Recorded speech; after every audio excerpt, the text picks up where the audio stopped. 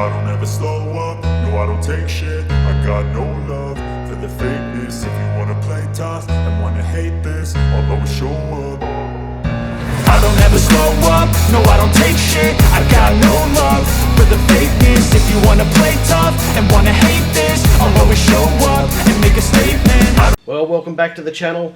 Going back to a previous episode, we talked about having the best comment on our wheels episode.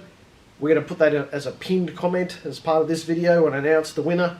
And they're going to get this beautiful looking polo shirt with the Clooney Garage YouTube button. So happy days, you have to wear that out doing your gardening or doing your shopping. That's all good. But in terms of today's episode, let's get stuck into these brake upgrades. Let's go. Alright, if you've got one of these VE SS Commodores, chances are you've got the standard brakes on it. So it's best to talk about the standard gear before we talk about our mods in today's episode. So you've probably got one of these beautiful PBR style brake calipers on the front, and now they come with a 2-piston rotor, as you can see, and they actually only push on one side of the caliper too, and then they've got a slide pin here that activates the other side as well. So for everyday use and daily driving and, you know, picking up a load of sand and a bit of cement and, you know, maybe a bit of spirited canyon driving, these are probably actually pretty good. And we'll share some footage up on our first couple of track days. This is all we used. This standard caliper.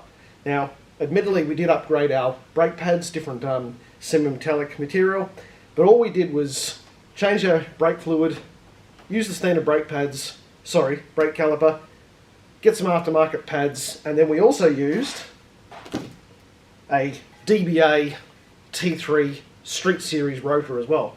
And this has had quite a few track days on it. It's still holding up pretty well, but that's all we did on our first couple of track days. And then, of course, if you've got a standard VE Commodore, you've probably also got just the standard rubber brake lines as well. So we'll take you through that as well, but this is what the standard one looks like, and that's a key part of our mod as well. Alright, so when you're looking to upgrade your brakes in your Commodore, there's a few different choices out there. Do you do what we've talked about with the diff episode and upgrade some of the componentry in your existing calipers and see how you go with that?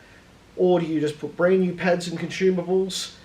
Thing is that you're going to very quickly learn that you're going to run out of braking force, you're going to run out of obviously the heat that builds up in those brakes, and the surface area of the pads touching the rotors is probably the biggest limitation, and the braking force you can apply on those rotors as well. So, here are the options. You can either go up to like a VF Redline, Brembo brake caliper with a 4-piston setup. That's what we did. We'll take you through that. You can get a Cadillac CTSV 6-piston, or you can go something like the Harrop Ultimate Big Braking Kit, again in a 6-piston. And I think they're made by AP Racing. So, that's a bit of a logarithmic scale of cost as well. So, let's start with the Brembos that we picked up, and we'll go over there and have a look in a second. But these are quite a nice caliper, you know, fairly budget sort of priced around, you know, the $2,000, something like that. And if you want to do that, you will get an amazing result if you then obviously upgrade your rotors and your lines and fluid as well, and go with some really good pads. And we'll talk to you about what pads we went with. Alright, so this is what the 4-piston Brembo caliper setup looks like on the front. And you're going to have a look there. They're very, well, they are the same as the VF Redline calipers. Series 1, and the red ones that come out are Series 2.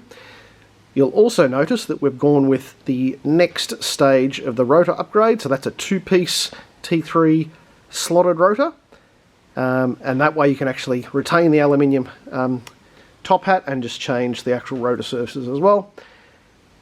And we've actually gone up to a Ferodo Uno brake pad, and on the rear we've gone with a Hawk, just on the single piston rear caliper. You'll also notice, if I can get in there, and in other episodes we've upgraded to the Goodrich braided brake line, away from the rubber brake line. And the other major mod we've done as well is we've gone up to a Castrol brake fluid as well. So we were running 10/10 Penrite, we've now gone to a Castrol brake fluid, same as what we're running in the VF. So that's what she looks like, and on the rear, which might be a little bit harder to see, you can also see that we've gone to a DBA T3 slotted rotor, and we've just retained the standard calipers but gone to a Hawk brake pad as well.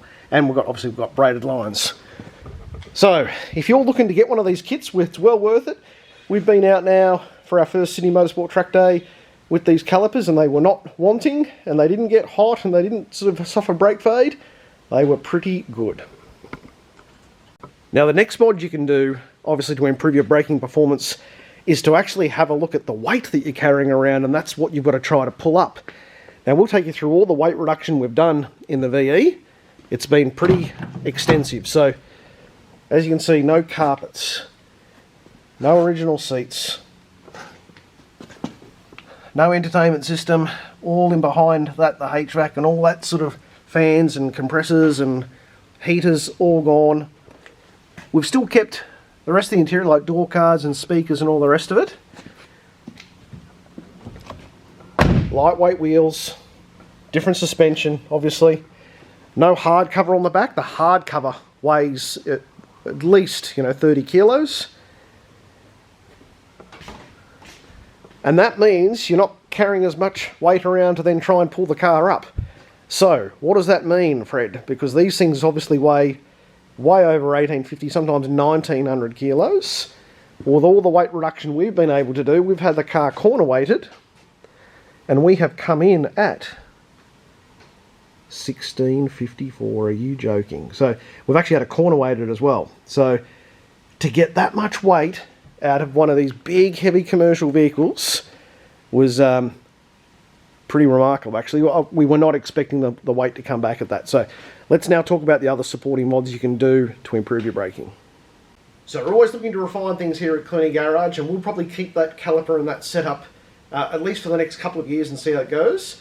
And then we might start experimenting with a big brake kit after we trial it on the VF as well. We might investigate that, that CTS-V big 6-piston caliper. The big thing is getting wheels to fit under.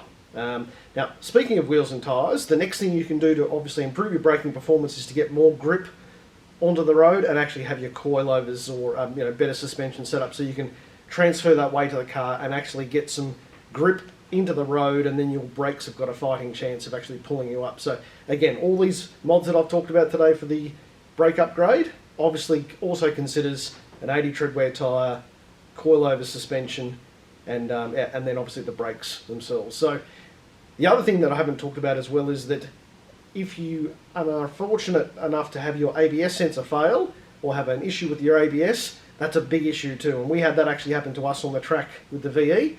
And we had no ABS and we got into all sorts of trouble as well. So that's another key mod, is to keep your ABS working as well. On that note, don't do it for Dale, do it for Fred. Catch you later.